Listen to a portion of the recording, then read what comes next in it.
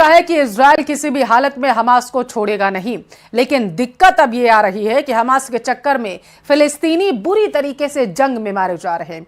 पिछले 24 घंटे में इजरायली सेना ने मध्य गाजा में इतने भीषण हमले किए हैं कि पूरा सेंट्रल गाजा कब्रिस्तान बन गया।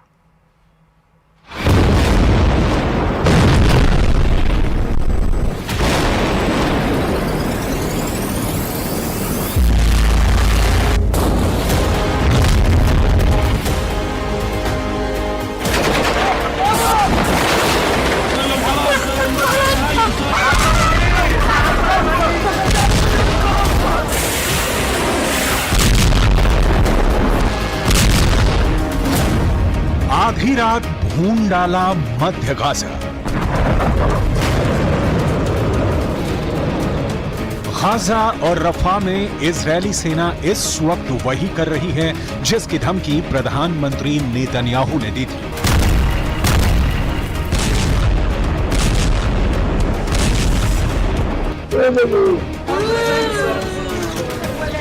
हमास भी इस वक्त वही कर रहा है जिसकी धमकी हमास के 4 टॉप कमांडरों ने इजरायल को दी थी।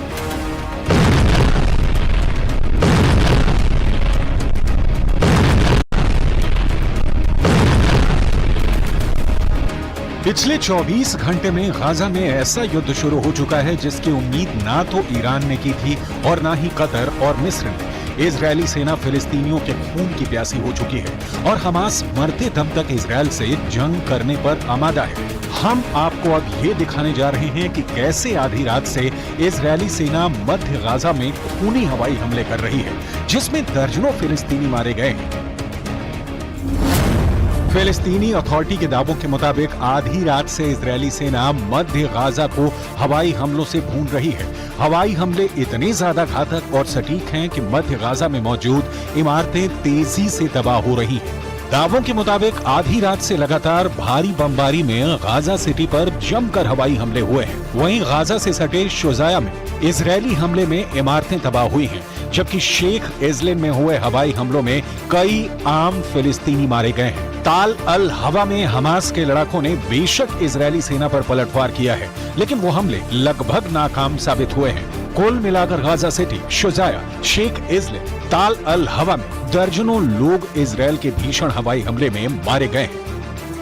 اللي امر بقتلنا ما استنكر في المحافل الدوليه، ما امر بوقف اطلاق نار، حتى هذا الشعب يدخل له الاكل والشرب بطريقه محترمه. جعلونا وحوش مجرمين على بعضنا عشان نتلقى الغذاء، نتلقى الطعام. اللي ما ماتش من المساعد من المظلات مات على الكويت، مات على النابلس। हमास का पलटवार 24 घंटे से खूनी युद्ध। जनवरी के मध्य में प्रधानमंत्री बेंजामिन नेतन्याहू ने दावा किया कि इजरायल ने गाजा में हमास की 2/3 लड़ाकू रेजिमेंटों को तबाह कर दिया है, लेकिन उन्होंने मारे गए लड़ाकों का कोई आंकड़ा नहीं दिया। हालांकि युद्ध से पहले आईडीएफ के एक अनुमान में गाजा में हमास के लड़ाकों की संख्या करीब 30,000 बताई गई थी। टाइम्स ऑफ इजरायल ने 19 फरवरी 2024 को आईडीएफ के हवाले से खबर दी, हमास के 13,000 लड़ाके मारे गए थे। युद्ध शुरू होने के बाद आंकड़े बताते हैं कि गाजा पट्टी में मारे गए लोगों में कम से कम 70% महिलाएं और बच्चे हैं। पिछले 24 घंटे में मध्य गाजा में जिस तरह से इजरायली सेना ने भीषण हवाई हमले किए हैं, वो साबित करते हैं कि हमास को लेकर इजरायली सेना जरा भी रहम नहीं दिखा रही है। अंधाधुंध हवाई हमले गाजा से रफा और उससे सटे इलाकों में किए जा रहे हैं। इजरायली हवाई हमलों पर किए गए दावों के मुताबिक पिछले 24 घंटे में इजरायली हवाई हमले में 28 लोग मारे गए हैं, जबकि 51 से ज्यादा फिलिस्तीनी इजरायल के हमले में बुरी तरह से घायल हुए हैं। इजरायली वायुसेना गाजा सिटी में रिहायशी इमारतों पर अंधाधुंध हवाई हमले कर रही है। स्थानीय मीडिया के दावों के मुताबिक तबाह इमारतों में सैकड़ों फिलिस्तीनी बच्चे फंसे हुए हैं। इजरायल काफी समय से इस बात पर जोर दे रहा है कि वो मिस्र की सीमा से लगे शहर रफा पर बड़ा जमीनी हमला करेगा, क्योंकि हमास की आखिरी बटालियन यहीं पर छिपी हुई है।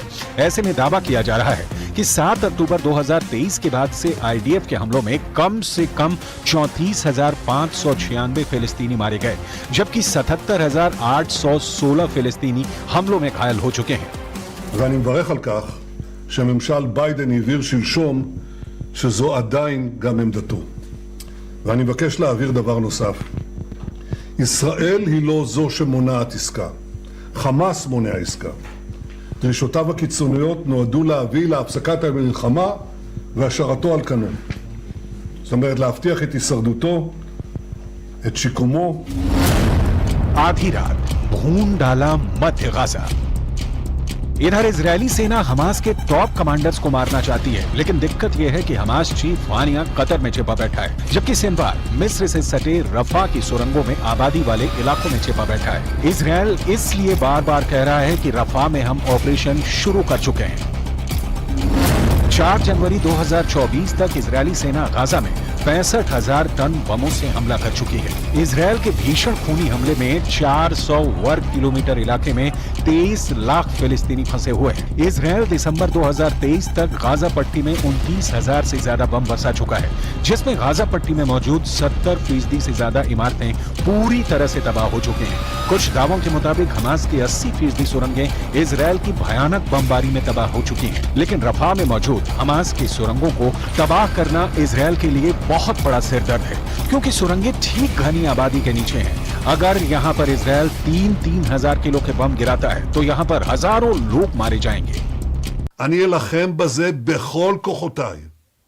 כפי שהחיילים שלנו מאוחדים להגן עלינו בשדה הקרב, אנחנו מאוחדים להגן עליהם בשדה המדיני. יחד נלחם, ובעזרת השם, יחד ננצח. पश्चिम की एक मीडिया रिपोर्ट के मुताबिक इजरायल अब तमाम दबावों के बावजूद हमला नहीं रोकेगा और ना ही हमास को बचने का जरा भी मौका देगा। अब देखना होगा कि हमास इजरायल से मुकाबला और कितने दिन तक कर पाता है। कहीं बारूद बरस रहा है तो कहीं आसमानी आफत। अरब के कई देशों में बेहिसाब बारिश के बाढ़ के हालात बना दिए गए। संयुक्त अरब अमीरात के 8 शहर सैलाब संकट से जूझ रहे हैं। दुबई जैसे शहर में बारिश का ऑरेंज अलर्ट जारी किया गया। 15 दिन पहले ही दुबई में जैसा सैलाब संकट आया, उससे भी भयानक बाढ़ आने की वार्निंग मौसम विभाग ने जारी की। आखिर अरब देशों में अंधाधुंध बादल ब्लास्ट जो हो रहा है वो क्यों हो रहा है, इस स्पेशल रिपोर्ट में समझिए।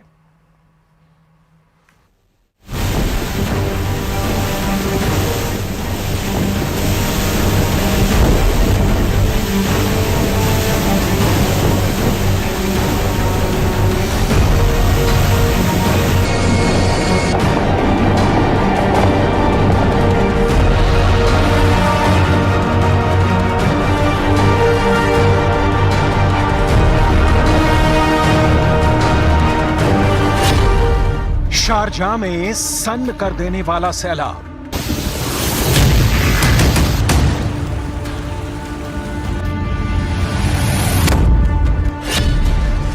दहाड़ते दरिया में डूब रहा अबू धाबी।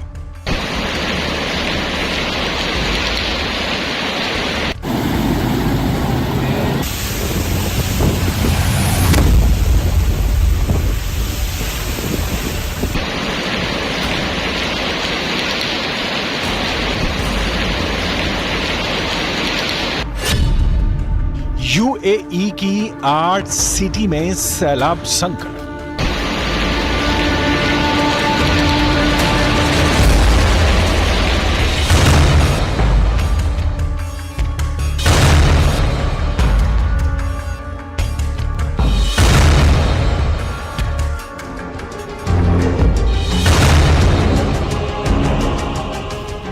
दुबई दरिया बनी है और उसी दरिया में दिन गुजार रहे हैं लोग।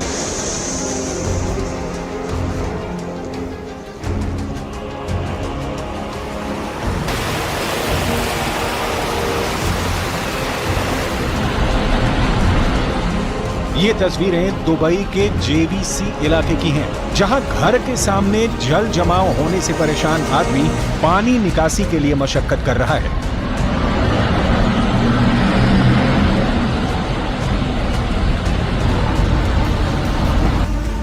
दुबई के तमाम इलाकों का यही हाल है, लेकिन हालात इससे भी बदतर होने की भविष्यवाणी है,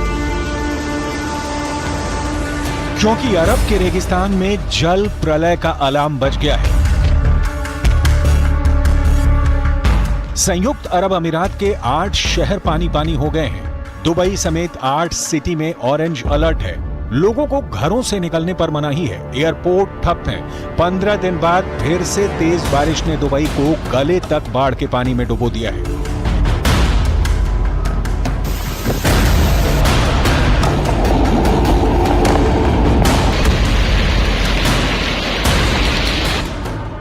बारिश के कारण कई शहरों में जलभराव की समस्या शुरू हो चुकी है। यूएई के मौसम विभाग ने 3 मई तक पूरे देश में भारी बारिश का अलर्ट जारी किया है। दुबई के इंटरनेशनल एयरपोर्ट से 4 उड़ानें तक रद्द कर दी गई हैं। दुबई की मीडिया खलीज टाइम्स के मुताबिक शहर में बारिश के कारण स्कूल और बस सेवाओं को अगले आदेश तक के लिए बंद कर दिया गया है।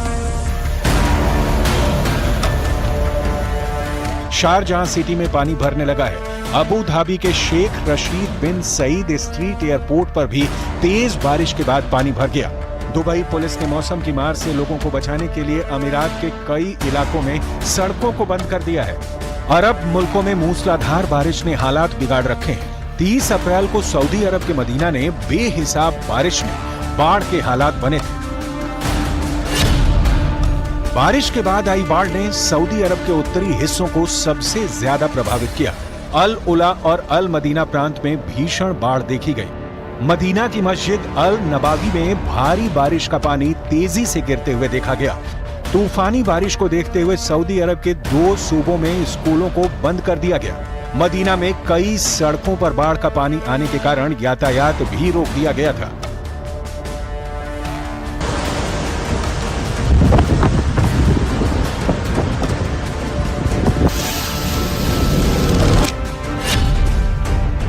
इससे पहले 15 अप्रैल को यूएई और ओमान में बारिश और बाढ़ ने कोहराम मचाया था।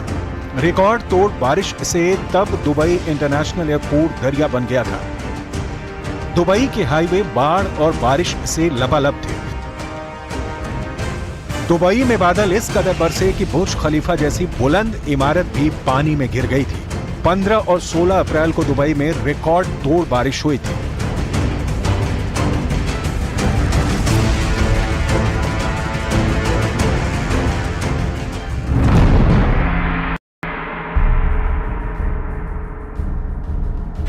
आंकड़े बताते हैं कि दुबई में 88.9 मिलीमीटर बारिश रिकॉर्ड की जाती है, लेकिन 15-16 अप्रैल को 24 घंटे में कुल 160 मिलीमीटर बारिश दर्ज की गई। बताया गया कि इस बारिश ने दुबई में पिछले 75 साल का रिकॉर्ड ध्वस्त कर दिया।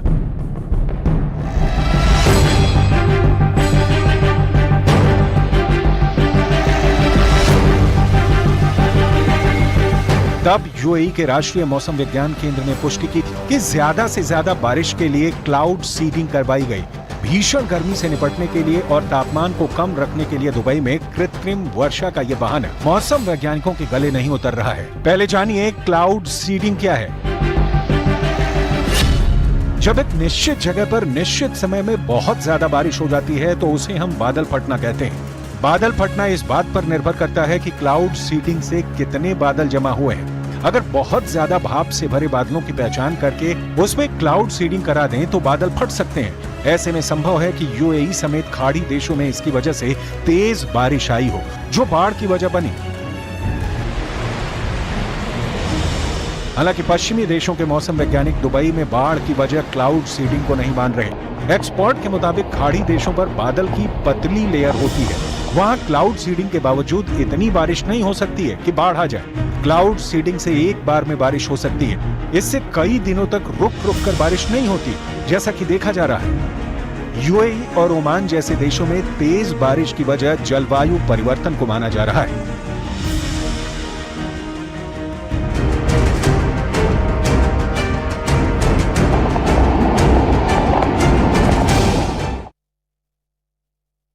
खबर है, बताया जा रहा है कि झोपड़पट्टी में भीषण आग लग गई है, जिसकी वजह से कई झोपड़पट्टियां जो हैं वो जलकर खाक हो चुकी हैं। जानकारी ये मिल पाई है कि सिलेंडर में ब्लास्ट हुआ था और इसी वजह से आग लगी। हालांकि जैसे ही मामले की सूचना दमकल विभाग को मिली, वो मौके पर पहुंच गए। तस्वीरें आपके टेलीविजन स्क्रीन पर आप देख सकते हैं कि किस तरीके का भीषण आग का तांडव जो है वो पटना में देखने को मिला है। दमकल की टीमें मौके पर मौजूद हैं। आग बुझाने की कोशिश लगातार की जा रही है। बताया जा रहा है कि बुद्धा कॉलोनी में ये आग है जो लगी हुई है। तो इस वक्त की बड़ी खबर आपके टेलीविजन स्क्रीन पर, जहां पर झोपड़पट्टियों में आग लग गई, जिसकी वजह से कई झोपड़पट्टियां जलकर खाक हो चुकी हैं। हालांकि इससे नुकसान कितना हुआ है इसकी जानकारी जैसे ही आएगी आप तक पहुंचाएंगे। फिलहाल की जानकारी ये कि सिलेंडर में ब्लास्ट हुआ था बताया जा रहा है और उसकी वजह से झोपड़पट्टियों में आग लग गई। दमकल की गाड़ियां मौके पर मौजूद हैं और आग बुझाने की कोशिश की जा रही है। जैसे ही झोपड़पट्टियों में आग लगी, आसपास के इलाकों में हड़कंप मच गया और बड़ी संख्या में लोग भी वहां पर एकत्रित हो चुके हैं। दमकल विभाग की टीम पुलिस के साथ मिलकर और स्थानीय लोगों की मदद से आग पर काबू पाने की कोशिश लगातार कर रही है। तो इस वक्त की बड़ी खबर है, बिहार से पहुंचा रहे हैं, जहां पर बुद्धा कॉलोनी में झोपड़पट्टियों में भीषण आग लग गई।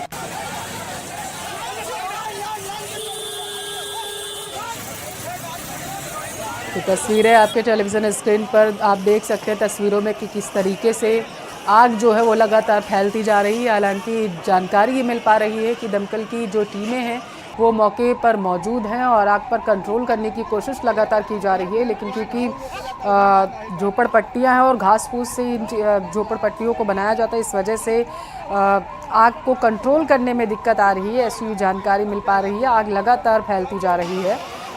इलाके में हड़कंप मचा हुआ है, बड़ी संख्या में लोग भी वहाँ पर एकत्रित हैं। तस्वीरें आपके टेलीविजन स्क्रीन पर, जहाँ पर पटना के बुद्धा कॉलोनी में झोपड़पट्टियों में भीषण आग लग गई है और इसका जो धुएं का गुबार है कई किलोमीटर दूर से ही देखा जा सकता है। आप तस्वीरों में देख सकते हैं कि आग किस तरीके से विकराल रूप जो है वो लेती जा रही है।